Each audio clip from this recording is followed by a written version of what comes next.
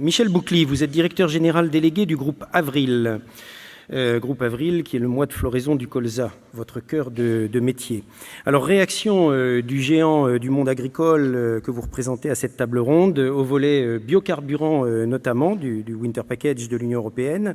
Un communiqué de presse du syndicat Estérie France, qui est titré en novembre « Arrêt de mort pour la filière française du biodiesel ». Pourquoi ce coup de frein? Où est-ce qu'on en est? On est toujours dans l'éternelle opposition food versus fuel. Que se passe-t-il? Alors, pour éclairer le débat, je crois qu'il est important de revenir un peu aux fondamentaux de l'agronomie, de l'agriculture. Qu'est-ce que c'est qu'une plante? C'est un organisme qui fixe l'énergie solaire et qui produit un certain nombre de coproduits à partir de ce végétal. Je vais prendre l'exemple du colza, parce que nous représentons la filière du colza. Une graine de colza, c'est 60% de protéines et 40% d'huile. Et il est évident qu'une politique européenne qui s'applique à un des coproduits va avoir un impact majeur sur le second coproduit. Or, si nous regardons les deux coproduits qui sont en présence, la protéine, c'est la denrée rare alimentaire de la planète. Toutes les études montrent que dans les années à venir, le développement de la consommation de viande dans les pays émergents, la décroissance de la viande, mais la croissance des protéines végétales dans les pays les plus développés, font qu'une demande considérable s'exerce pour avoir des protéines végétales. Aujourd'hui, l'Europe était dans une situation de dépendance totale vis-à-vis du soja américain. Les Américains ont décidé de le transformer, de le faire OGM. L'Europe, pour nourrir son bétail, pour avoir des protéines à consommer, est restée dépendante. Elle était dépendante à 80% au début des années 2000. Et donc la protéine est un élément clé de la politique alimentaire de l'Europe. Et soit on produit des protéines et donc des plantes à protéines comme le colza, soit on accepte d'importer le soja OGM. La politique européenne, sur l'initiative de la Commission et des États membres, a été réellement extraordinaire dans les 10 dernières années, puisqu'elle a fixé des objectifs de valorisation du second coproduit de la graine de colza, qui est l'huile, pour en faire de l'énergie renouvelable, pour aller jusqu'à 7% en France de biodiesel dans les moteurs diesel. C'est-à-dire qu'on a à la fois réduit de 60%, de 65% les émissions de gaz à effet de serre en carburation d'un moteur diesel. Et en même temps, on a développé la production de colza. C'est d'ailleurs pour cela que nous appelons le groupe Avril, parce que, si vous vous rappelez, il y a 10 ans, la nature en France était différente. Il n'y avait pas autant de fleurs jaunes. Ouais. Le colza, c'est la plante qui fleurit au mois d'avril, qui transforme votre environnement. La nature est notre amie. Et qui a permis à la fois de faire 7% d'énergie renouvelable dans les transports, ce qui est, comme les interlocuteurs précédents l'ont évoqué, un des enjeux clés de l'avenir, le secteur des transports, qui émet 25% du CO2. Donc on a réduit considérablement les émissions de gaz à effet de serre dans les transports en mettant du biodiesel, sans le dire, parce que ça a été incorporé à la pompe et sans publicité pour les consommateurs.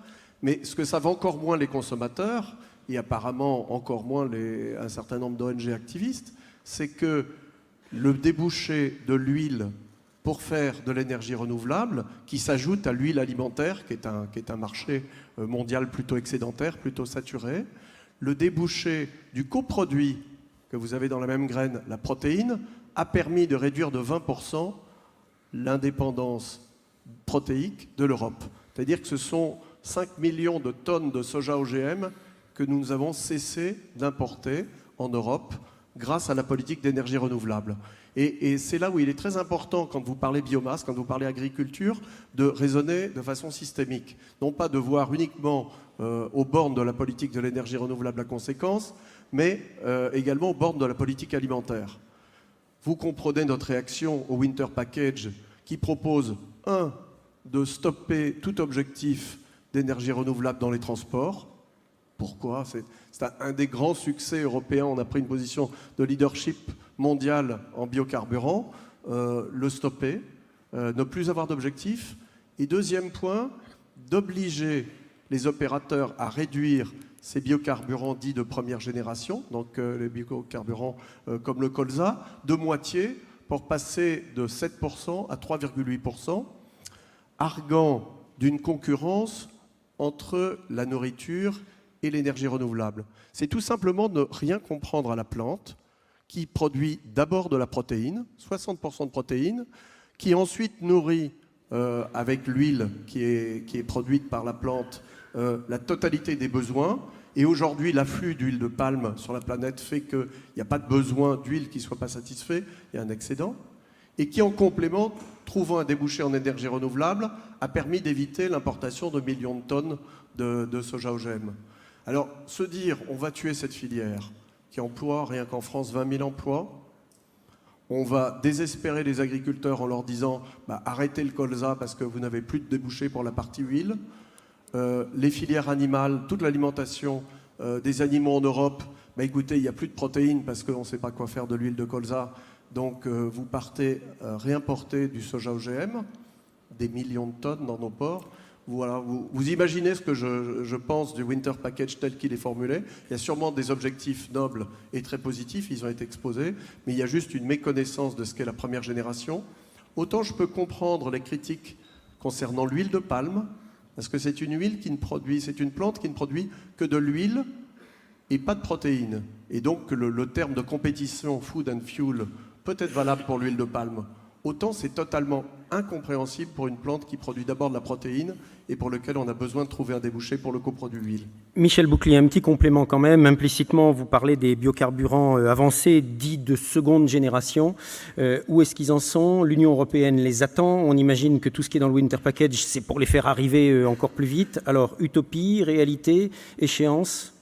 Alors, nous sommes l'acteur le plus engagé dans les biocarburants de seconde génération. Donc, nous les attendons, nous investissons. Nous sommes au cœur d'un programme en commun avec le groupe pétrolier Total, le CEA, le groupe O2, de biodiesel de deuxième génération qui sera le premier sur la planète.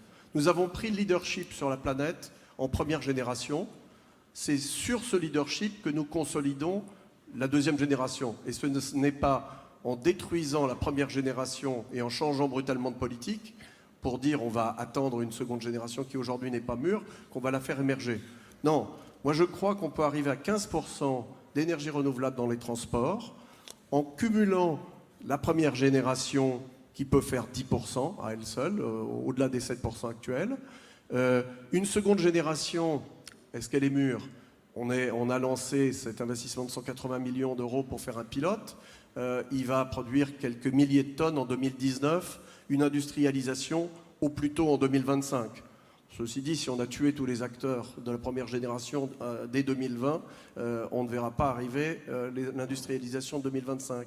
Mais nous croyons profondément qu'à partir des forêts, à partir des déchets lignocellulosiques, on peut avoir une source complémentaire, peut-être à horizon 2025, mais c'est comme ça que nous arriverons à 2030 à 15% en cumulant le succès de la première génération, la deuxième génération, l'électricité dans les transports et le gaz, comme ça a été mentionné tout à l'heure, le gaz liquéfié. Donc je pense qu'un objectif de 15% est réalisable. Je pense que la seconde génération, c'est encore un pari technologique, mais peut émerger. Mais on parle de la période 2025-2030. Nous sommes les plus avancés sur la planète dans ce domaine en biodiesel et nous savons exactement les échéances que nous avons devant nous.